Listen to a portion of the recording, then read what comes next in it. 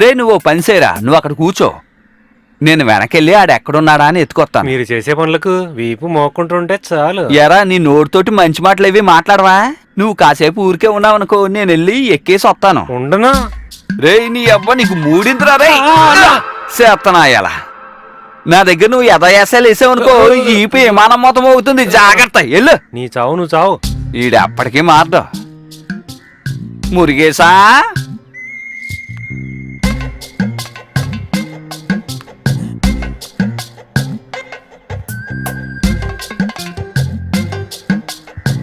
అమ్మా.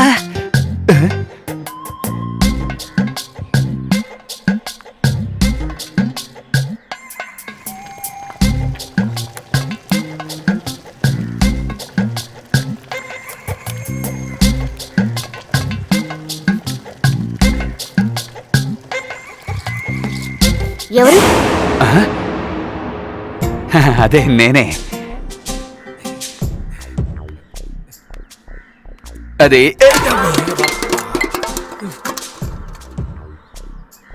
నువ్వు ఏ వంట చేస్తున్నావో చూడడానికి వచ్చాను.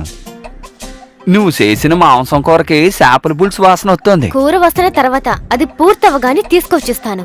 ముందుకు నుంచి వెళ్ళండి. నువ్వు చెప్పింది కరెక్టే, ఇక నుంచి వెళ్తానులే. సరే మురుగునేడి కనపడటం లేదు. పనికెళ్ళారు. మరి ముత్తుగాడు? తను వెళ్ళిపోయాడు.